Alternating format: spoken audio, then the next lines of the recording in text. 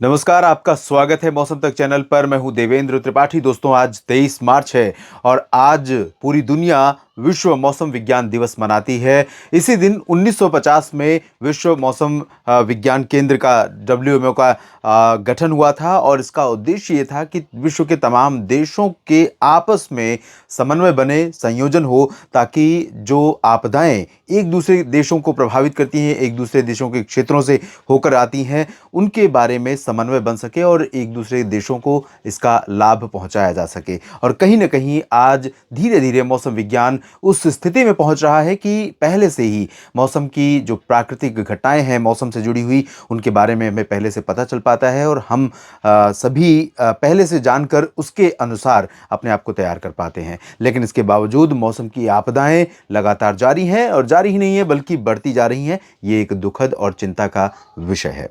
फिलहाल मौसमी सिस्टमों की बात करते हैं। तेलंगाना से लेकर झारखंड के बीच में एक ट्रफ रेखा बनी हुई है। तेलंगाना से नहीं बल्कि आंध्र प्रदेश के रायलसीमा क्षेत्र से लेकर के ये ट्रफ बनी हुई है।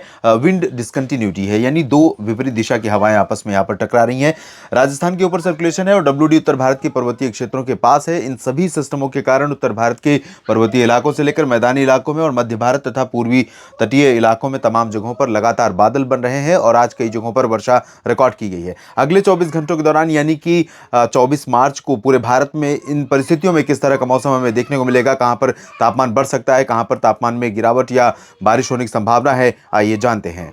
दोस्तों, 2 दिन पहले मॉडल प्रेडिक्ट कर रहे थे कि देश के तमाम इलाकों में बारिश रिकॉर्ड की जाएगी, क्योंकि जो नया WD आ रहा है उसके प्रभाव से सर्कुलेशन बनेगा राजस्थान के ऊपर और उसका भी प्रभाव इसी तरह से दिखेगा जैसा पिछले दिनों में हमें मध्य भारत में, उत्तर भारत या पूर्वी भारत में दिखा है। लेकिन इसमें एक बड़ा परिवर्तन ये हुआ है कि मॉडल थोड़ा सा डिफरेंट हुआ है, मॉडल में थोड़ा सा बदलाव हुआ है और अब जो प्रोजेक्शन है अगले 24 घंटों के लिए बारिश का, वो है उत्तर भारत के पहाड़ी और मैदानी इलाकों पर सीमित है और पहाड़ी इलाकों में कश्मीर से लेकर हिमाचल, उत्तराखंड में इन भागों में कई जगहों पर हल्की से मध्यम तो कुछ इलाकों में भारी बारिश हो सकती है। श्रीनगर, गुलमर्ग, काजीगुंड, पहलगाम समेत तमाम ऊंचे पर्वतीय इलाकों में कुछ जगहों पर बर्फ भी गिर सकती है और निचले इलाकों में बारिश के साथ साथ ओले पड़ने की संभावना या आशंका भी नजर आ रही है। हिमाचल प्रदेश में भी सिमिलर कंडीशन रहेगी। धर्मशाला, चंबा, ऊना और शिमला समेत लाहौल स्पीति, कुल्लू मनाली, इन सभी जगहों पर इस तरह की संभावनाएं यहां पर बन रही हैं। उत्तराखंड की अगर बात करें तो ऊंचे पर्वतीय क्षेत्रों में उत्तरकाशी, चमोली, गंगोत्री और केदारनाथ, बद्रीनाथ समेत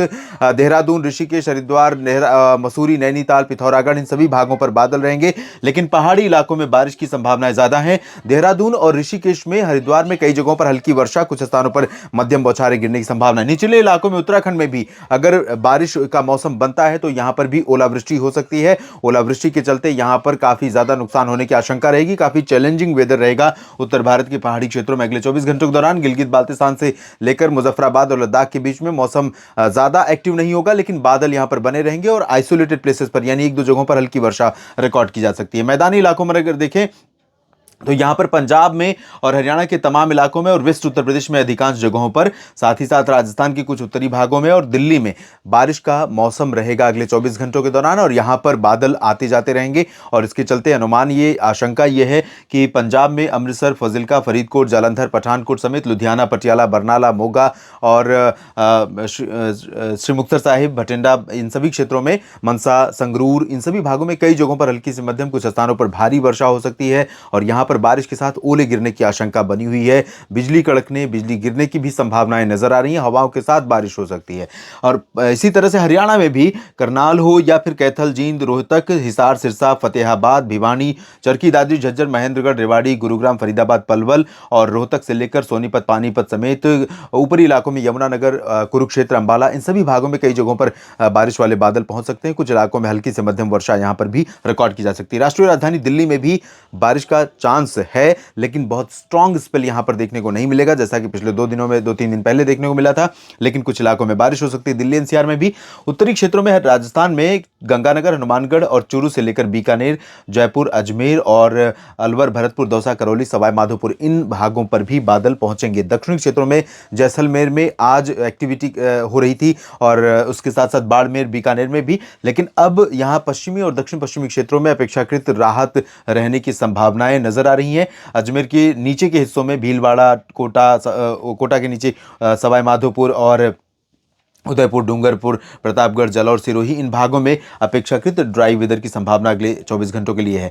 उत्तर प्रदेश की बात अगर करें तो यहाँ पर मेरठ, मुरादाबाद, मुजफ्फरनगर, सहारनपुर, शामली, बागपत और गौतम बुद्ध नगर, गाजियाबाद, बुलंदशहर से लेकर आगरा, अलीगढ़, मथुरा, हाथरस, इटावा, इटावा, मैनपुरी और बरेली, शाहजहांपुर, लखीमपुर खीरी तक बारिश होने के संकेत दिखाई दे रहे हैं। बहराइच में भी बारिश हो सकती है और हो सकता है सीतापुर, लखनऊ तक बादल पहुंचे बारिश वाले। झांसी, ललितपुर, कानपुर नगर, कानपुर देहात में भी बारिश वाले बादलों के पहुंचने की संभावना है, लेकिन मॉडल यहां पर बारिश इंडिकेट नहीं कर रहा है। लेकिन रूल आउट नहीं कर सकते हैं इन उत्तर मध्य क्षेत्रों के भी कुछ हिस्सों में बारिश के लिए। जबकि पूर्वी उत्तर प्रदेश में यानी कि अमेठी, रायबरेली, बाराबंकी से लेकर झांसी, जो पूर्वी हिस्से हैं, फतेहपुर, कौशाम्बी और बांदा, चित्रकूट, प्रयागराज, भदोही, वाराणसी, सोनभद्र, मिर्जापुर, जौनपुर, प्रतापगढ़, अयोध्या, गोरखपुर, देवरिया, बस्ती इन भागों में अपेक्षाकृत ड्राई वेदर की संभावना दिखाई दे रही है।